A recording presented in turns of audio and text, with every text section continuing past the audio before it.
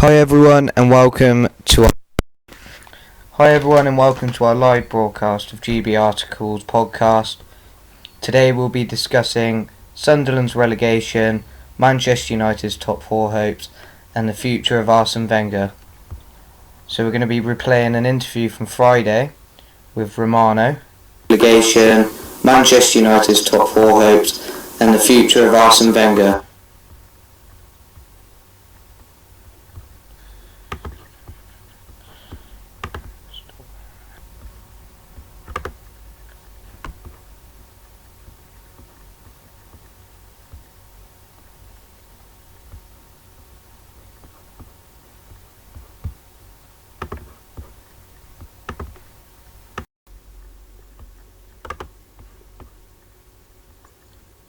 Hi, so we're live with our first live streaming on YouTube of the GB Articles podcast.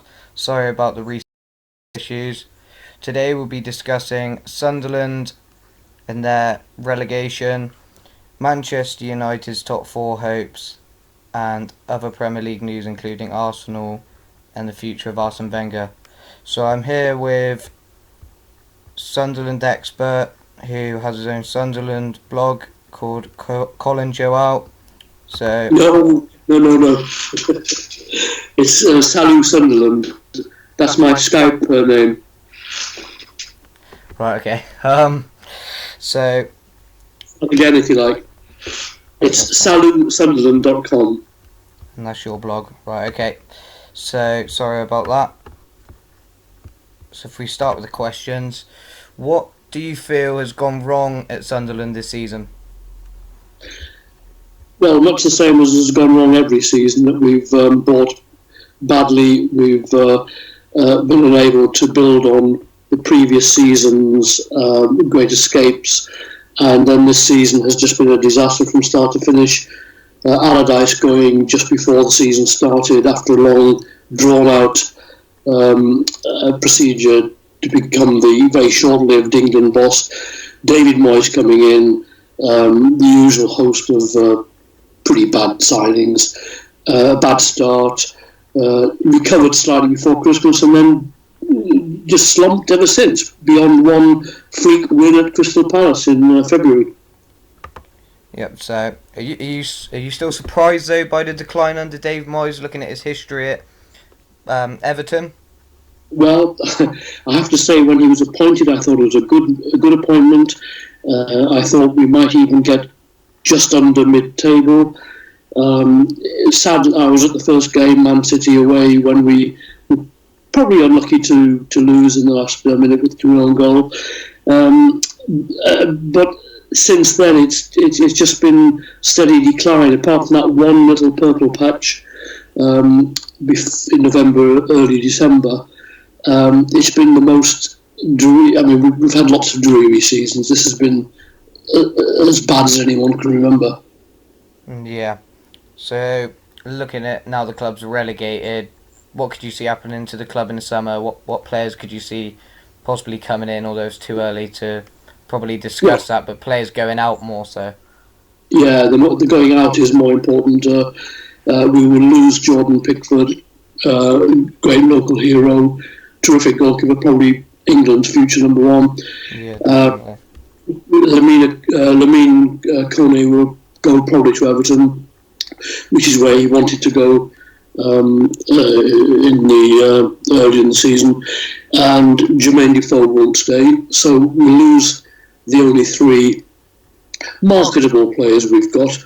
Who will recruit? I just don't know. I mean, Moyes has brought in all these Everton people that he has been associated with in the past, and of them, really only Victor Anishebe when fit, which is not often, and perhaps Brian Oviedo have been up to the task in the Premiership. There's no particular reason to believe they'll be any better in the Championship, even if they wish to stay or are invited to stay, those who are on shorter contracts. So do you think the club will carry on with Moyes next season then? No, I haven't seen the outcome of today's or the presumed talks between Moyes and the owner, Short. My thought was at the weekend that Short, who doesn't want to keep the club, he wants to sell the club, that he might think it's better to leave managerial change to the next owner if he can find one. However, there are those who think that Moyes will be gone before the end of the season. Against which, you have to take into account the fact that Short wanted Moyes, thinks Moyes is a good man. He is responsible for restricting Moyes' resources in the transfer market, and he may think that Moyes is still the man to get us back up to the Premier League, although your guess is as good as mine. I have no insight to the owner's thinking. Yeah.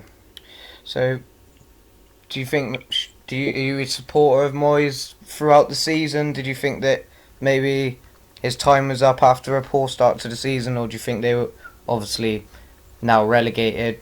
It's easy to say in hindsight that Sunderland made the wrong decision, but at the time, did you feel they should have stuck with Moyes after a poor start? I have felt until relatively recently that Moyes should still be trusted with the task of getting us back up. I'm wavering now under the weight of huge peer pressure because I think I'm in a minority.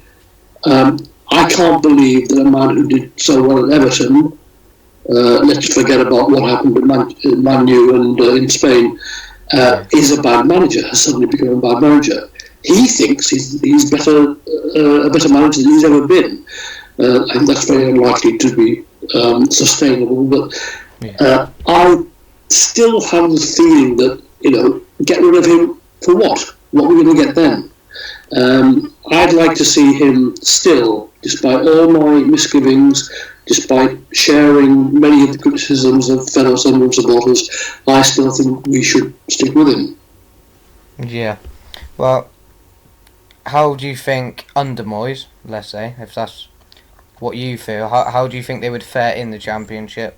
I mean, it's a difficult division to come out. We've seen money doesn't always help you get out of it. Newcastle just pushed their way out of it in the end. Aston Villa have struggled. Norwich have struggled. How do you think Sunderland would fare? The heart says that we will romp through the division and probably set a record number of points for going back up again. And the head says that we haven't got Newcastle's resources, we are deeply in debt. I can't see much change to that beyond what we recoup from Kone, and Defoe will fetch a big fee. Pickford and Kone will fetch big fees, but will they help the manager, whoever it is, with resources, or will it just go to help clear part of the debt? It's a big question. My heart says we'll not do as well as Newcastle did in their season in the Championship, and we will not be sort of top two all season. I hope I'm proved wrong, and I think whoever's the manager just simply has to get the team up and running from very early and look as if they're a viable promotion prospect, even if we're not top one, top two in the first couple of months. We certainly don't want to be in the situation of Villa, but I can see that happening because I think the Championship's a better league than it has been in the past. Yeah, it is a very difficult division to get out of. Right, well, thanks for speaking with us today. If you just want to describe your blog and what you do. Well, I'm an old-fashioned print journalist who has taken uncomfortably to the web, and I run this little site, salusunderland.com, as a labour of love. I like doing it. I think it's a great site because we have such marvellous input from good people around me, and we'll keep going next season and see where it can go and where Sunderland can go. Alright, thank you very much for that, and we'll speak to you soon. Cheers. All the best, mate. Cheers. So that was Salu Sunderland talking about their recent relegation from the Premier League, meaning they'll be spending the season in the Championship. We'll now be going on to speak to an Arsenal expert from one of their blogs about Arsene Wenger's future at the club and their current season. Well, with Arsenal blogger Romano talking about their current season and their top four hopes. So we'll start with the first question. Do you believe that they can qualify for the Champions League by finishing in the top four this season? This season is going to be quite difficult. We've got quite a hard run of games. We have Tottenham at the weekend, still have Man United to play, which are all historically quite hard games, I'd say. We don't always take 3 points away from these teams, so we have probably the hardest run out of all the teams currently fighting for the top four. So I'm not too sure. I'm not too confident, but then again, if there's a manager that can get top four, that's Arsene Wenger, so you can't really put it past us. Yeah, definitely. Obviously, this season's been extremely disappointing for Arsenal's standards. Do you feel that Arsene Wenger should extend his contract at the end of the season? With this, for me, it's quite a tricky one because I've always supported Arsene Wenger, but I've seen that this season, we still haven't pushed on, and it's really hard to defend Arsene Wenger right now.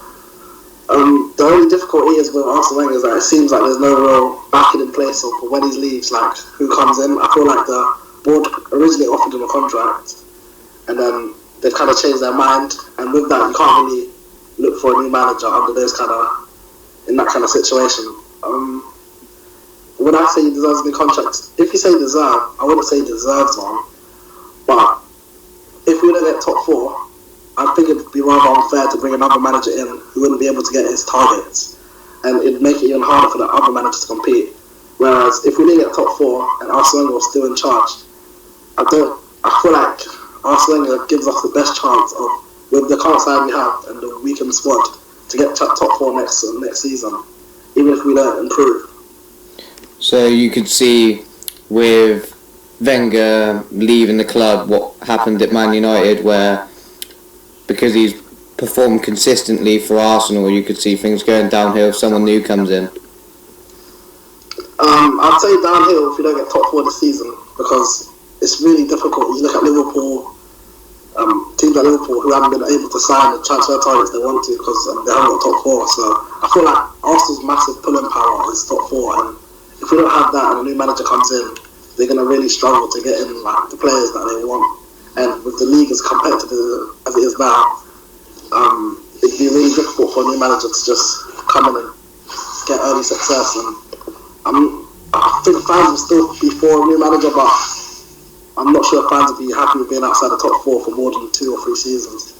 And do you think that being out of the Champions League could lead to players like Sanchez and others following to different clubs? Yeah, right now I'd say it's a bit of a crazy one because we have about 6 key players in the first team that all have their contracts running out.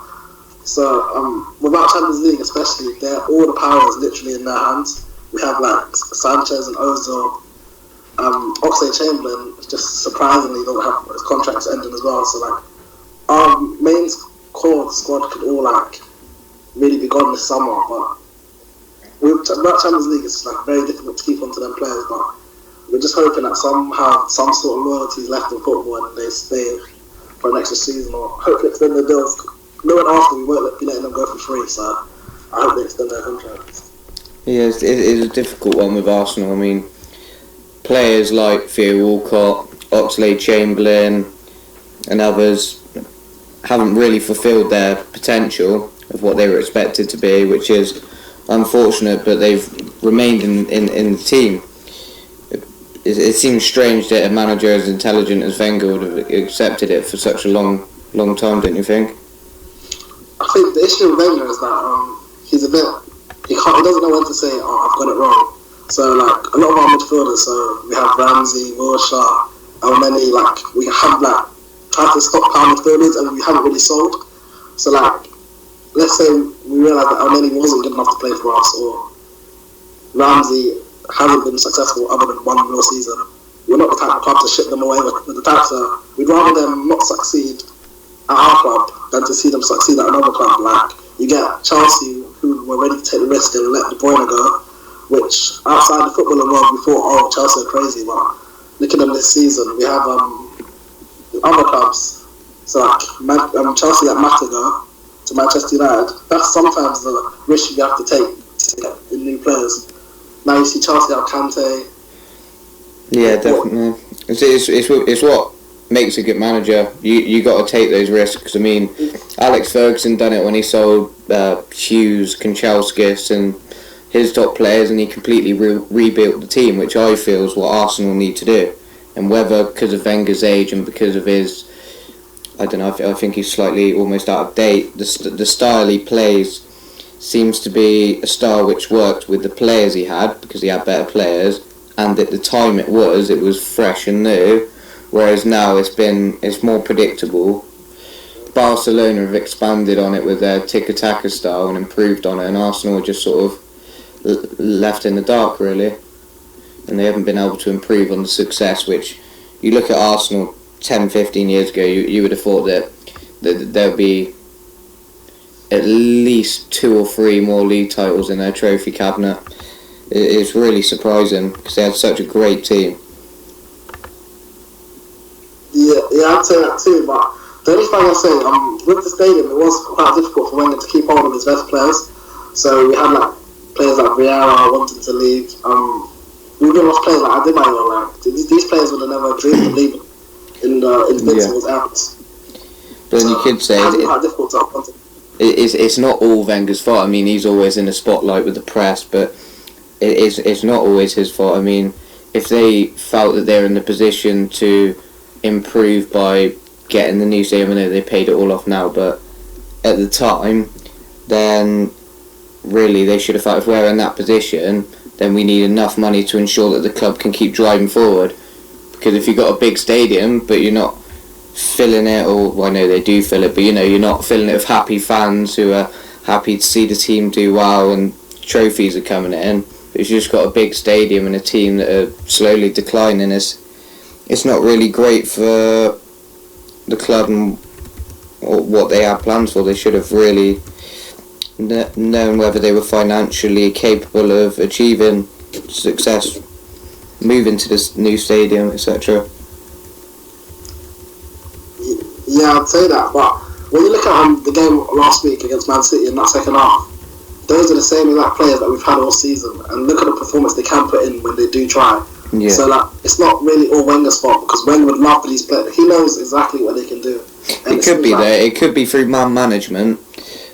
Also, a lot of the players seem to struggle with injuries through the season. That seems another thing that surely after a consistent run of seasons where players have been dropping out due to injury, there's surely got to be either something wrong with the backroom staff, the physio room and medical staff, or it's got to be something Wenger's doing in training. Yeah, injuries are a real big issue. I mean, the worst for us is the diagnosing of injuries. I mean, Wilshere was ruled out for 2 weeks, and that ended up to be 6 months. So yeah. I mean, we have a big issue with injuries. I'm just hoping we can really fix up on that and look at that again. We seem to look at it every season and nothing changes. So I'm really hoping we look at it properly this season.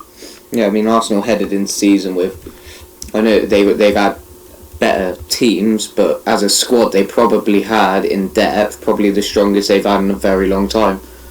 But injuries have still crept in. They've still struggled to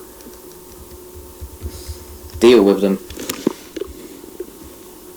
Yeah, it's great to have depth for our squad, but we're still lacking. You see the last recent league teams like Chelsea. Well, Chelsea will look like they're going to be champions this season, and Leicester last season.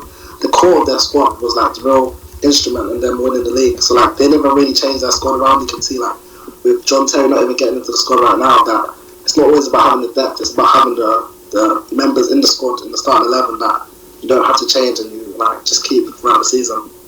Yeah, I feel Arsenal have a lack of winners really in their team. I mean, you look at Koscielny, he's one of them. He's a leader in the team. It makes a big impact for the team. Petr Cech as well, and not at the moment actually, but Alexis Sanchez. Yeah, but you need him committed. You can't have him playing if he doesn't want to play for the club. That's the only problem there. Yeah, we have winners in the squad, but it's over a long period of the season. You need like the real leaders on the pitch, and I think that's what we're lacking. I think we see like players like Sanchez screaming and shouting at the players, and suddenly it gets bad media spotlight. You could compare it to, say, I don't know, you look at Chelsea, how many leaders are in that team? I mean, you've got John Terry, I know he's not been playing this season, but that's a leader right there.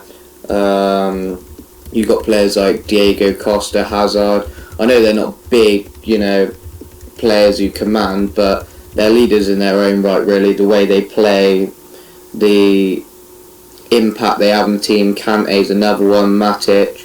You look at United with Ibrahimovic, players like Smalling, De Gea, and you could also say Liverpool players like Henderson. I mean, if you compare Arsenal's team with that,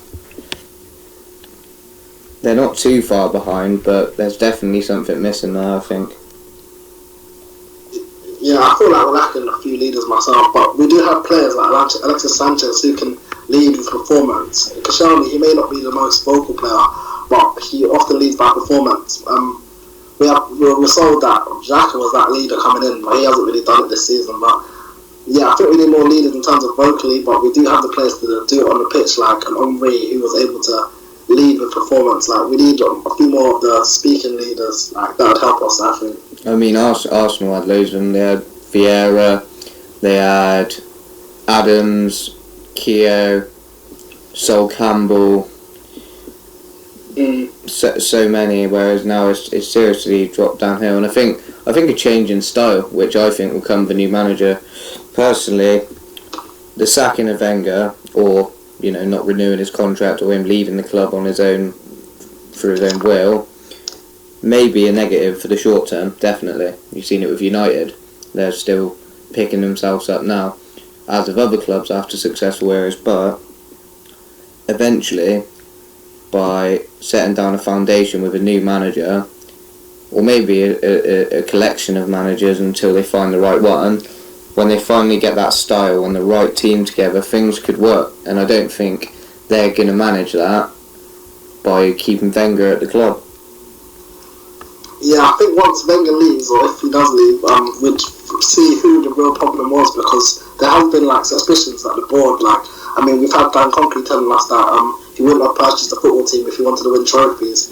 Things like that doesn't give a good feel to the fans, and it could be that he's withholding funds from Wenger, because at the start of the season, we seem to have this 200 million war chest that never gets spent.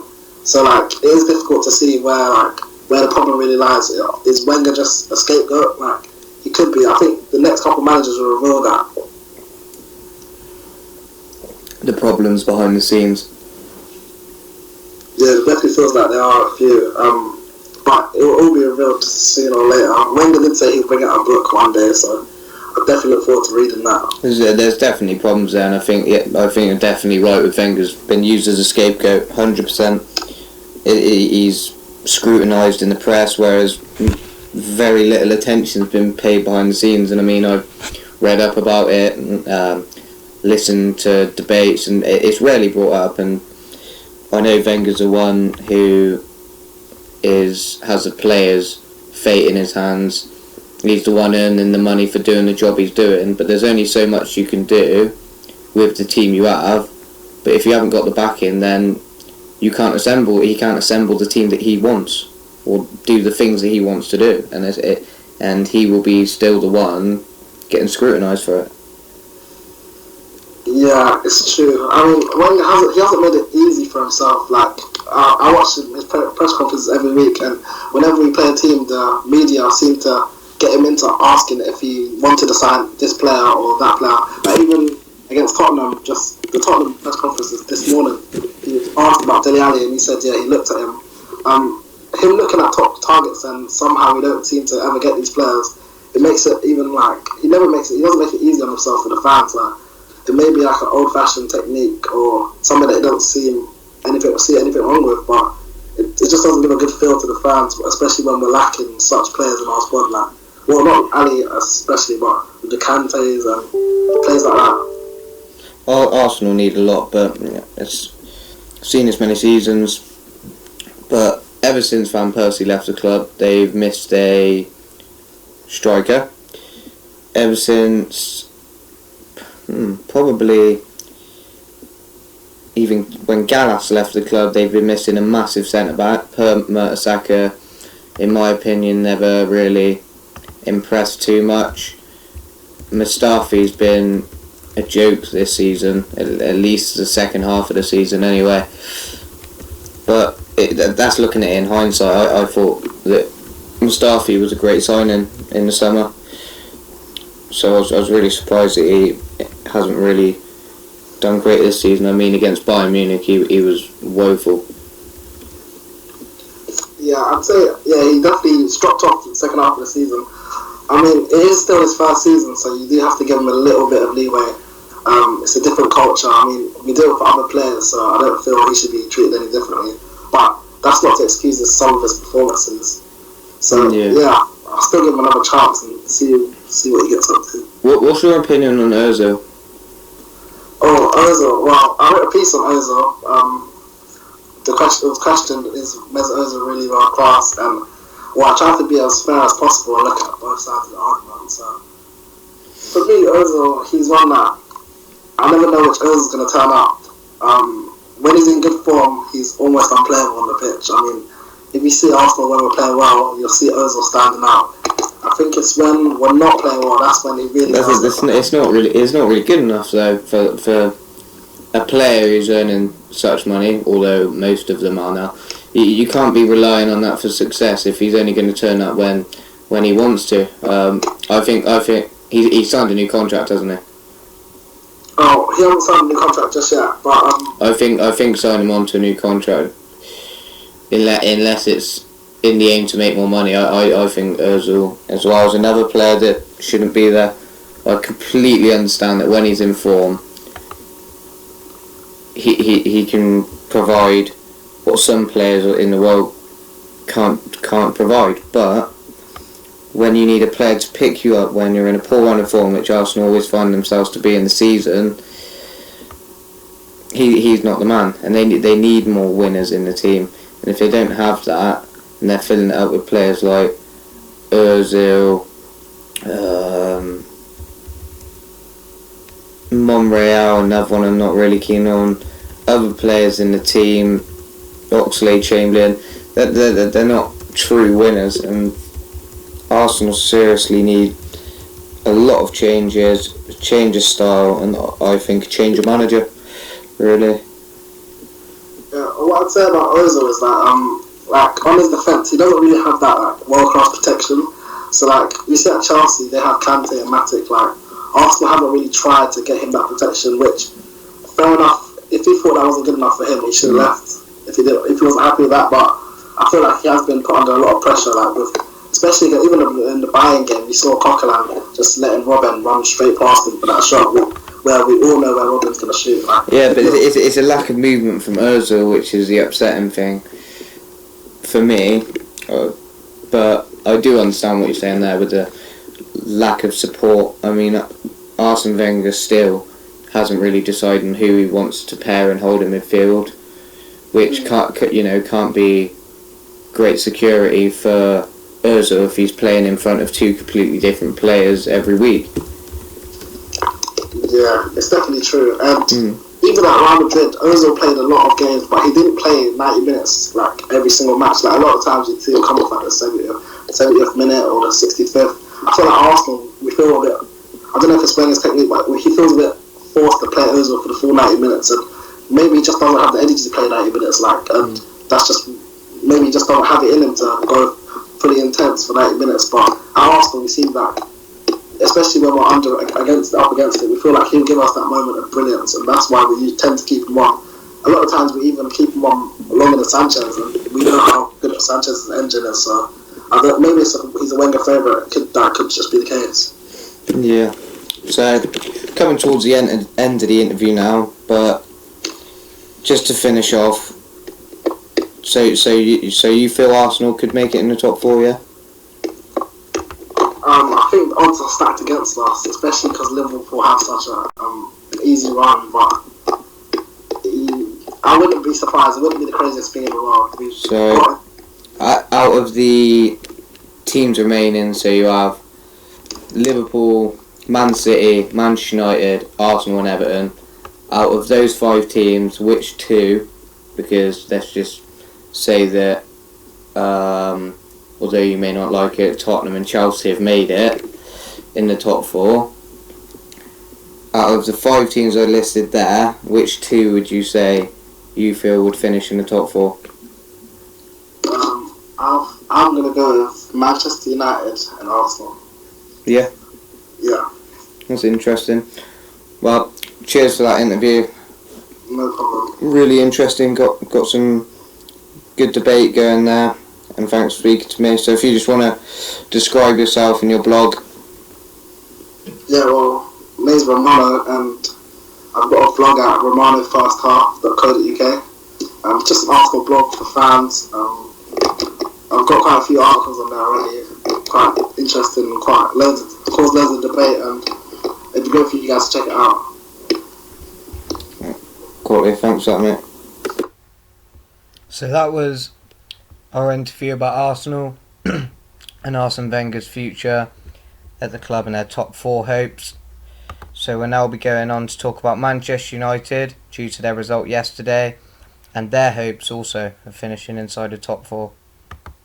So we'll be talking to Phil Haneke, who has his own blog called Biggish Mouth and also works for Two Footed Tackle. So we're just currently trying to get hold of him now. Hiya, Phil. Hello. You alright? Got some connection issues at the moment.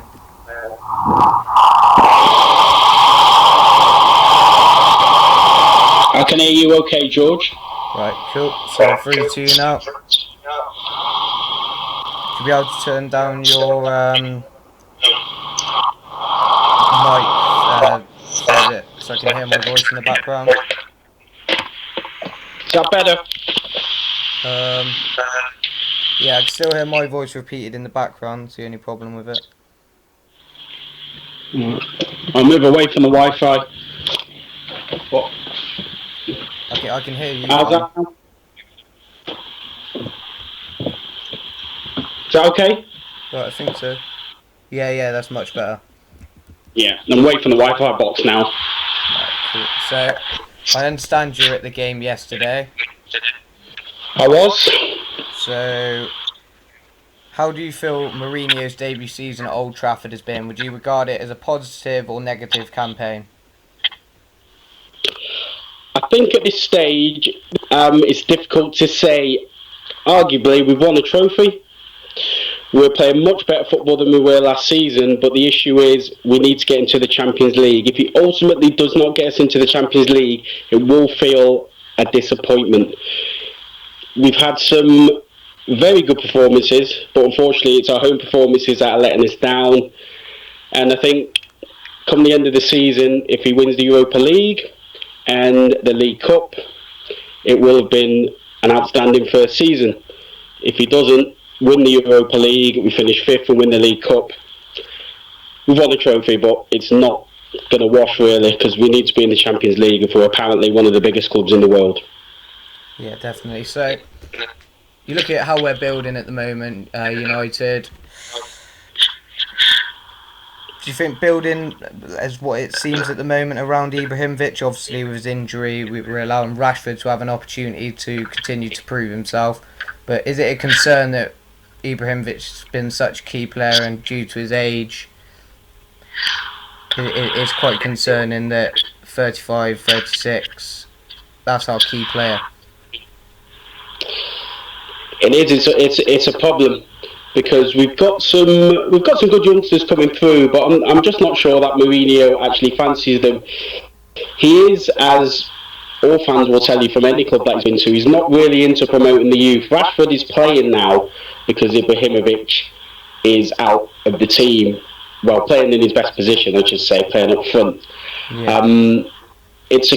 It is a concern that, see, we were relying a lot on Ibrahimovic, but I also think that at times Ibrahimovic didn't help the team because it seemed like he could never be subbed, and his lack of pace wasn't a help. You saw at the Chelsea game when we had a bit of pace to get him behind what we're capable of doing, but the problem is Rashford's only 19.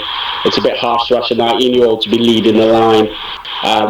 We lack leaders on the pitch, which doesn't help. Ibrahimovic has come in and been a leader.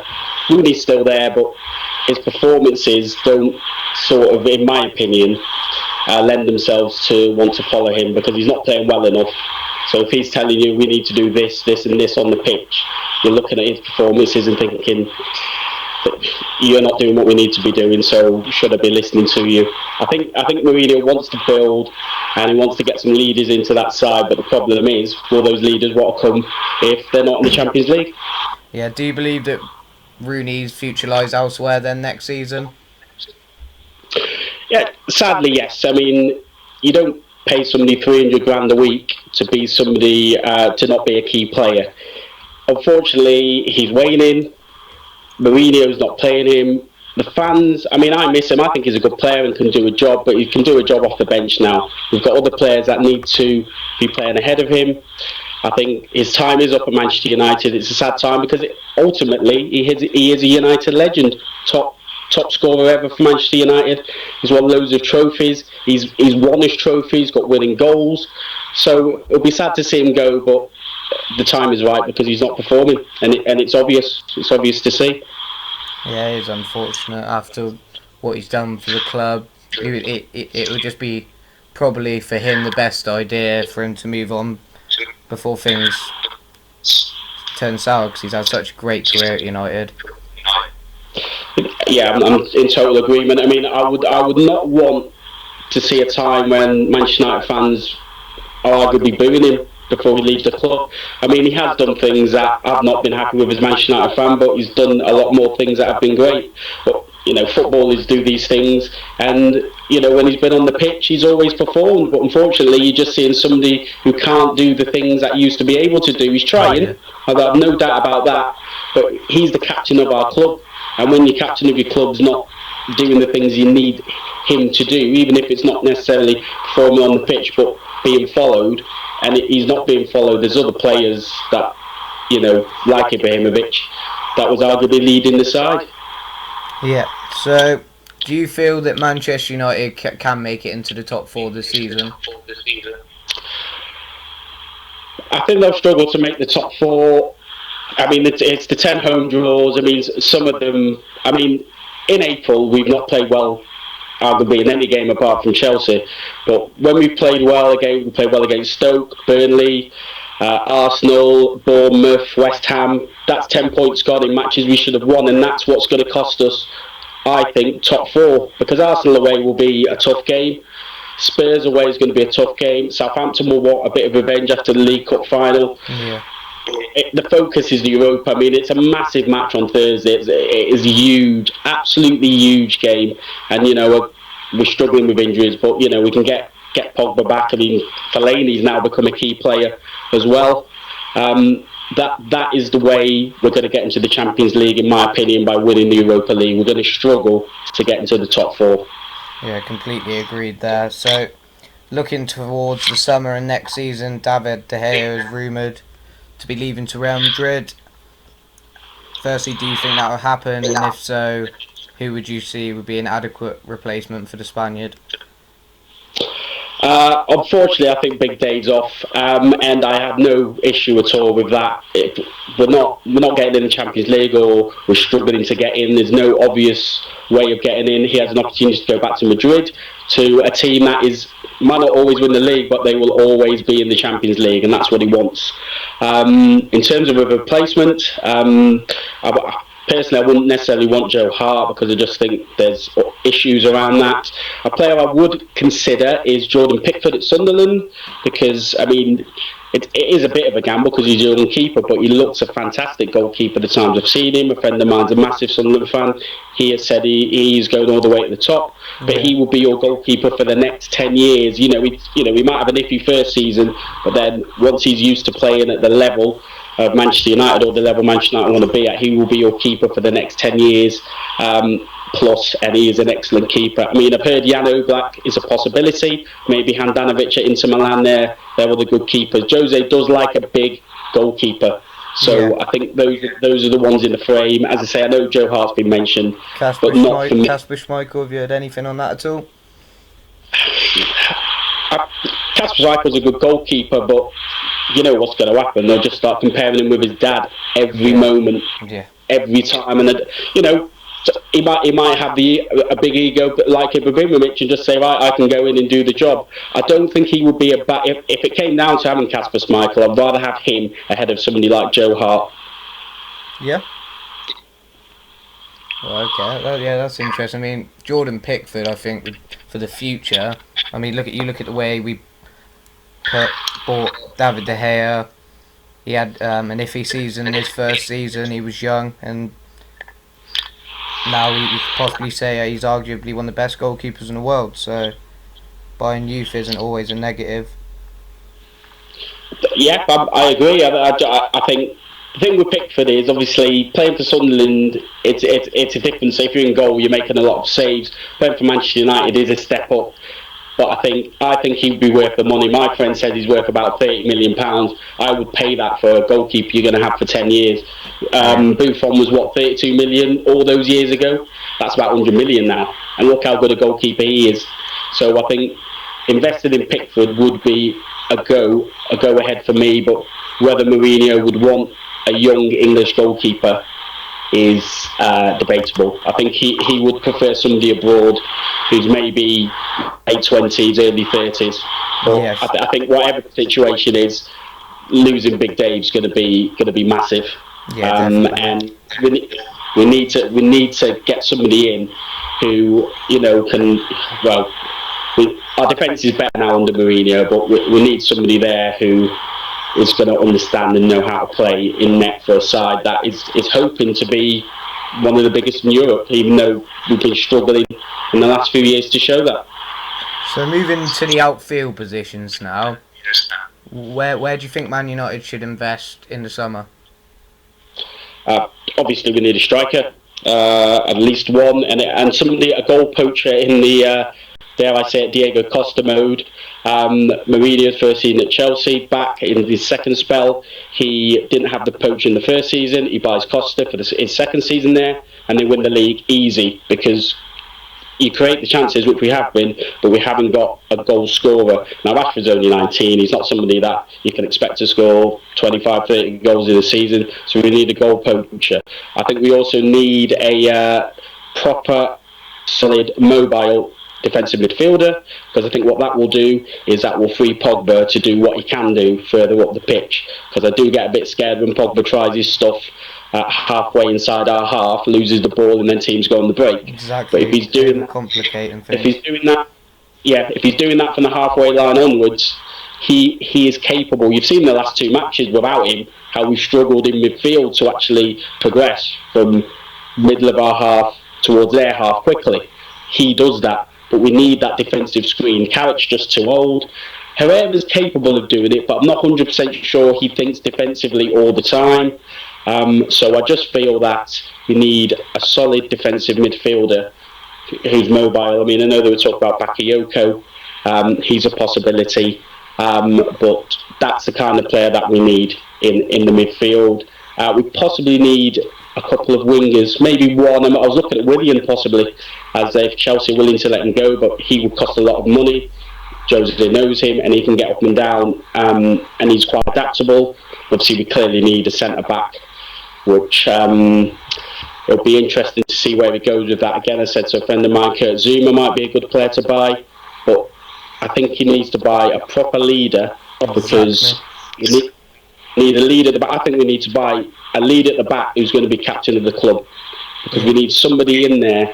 I mean, Varane's the one I think he wants.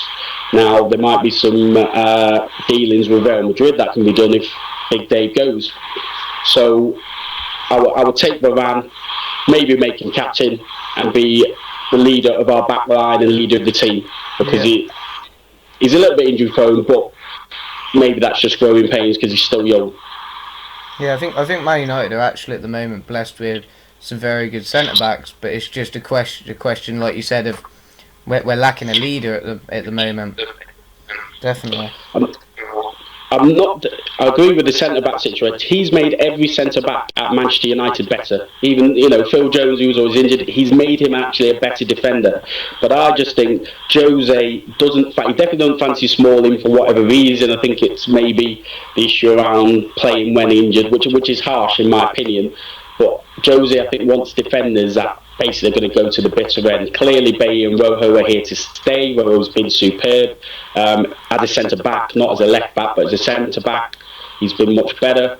I think he will fancy keeping Jones, but then he needs that one strong centre-half to come in. I mean, I know they were talking about Lindelof in January, but then he signs a bit on his contract, apparently, and he's going to cost a lot more money. But he's an adaptable player. But whether I can't see him as a leader because he is very young. But we'll see how Jose goes about that. But Lindelof or Varane for me to come in, and I think Smalling will go only because there's an issue between him and Mourinho. Alright, well, cheers for that, Phil. Really good interview there. Got some interesting information. No worries, George. It was good, and if anybody wants to read up my the stuff, any of my blogs and stuff, it's www.biggishmouthblog.com, and a guest post on www.twofootedtackle.com as well. So a few bits and pieces, football, sport, just stuff to people have some interest and make comments if they need to. All right, thank you very much. Cheers, mate. No worries, George. Take it easy. Cheers. Speak to you again. Bye. Bye. So that was Phil. He's a Manchester United expert for various blogs, including his own bigishmouth.com. And it's time to wrap up our live podcast today. I hope you enjoyed it, and stay tuned for next time.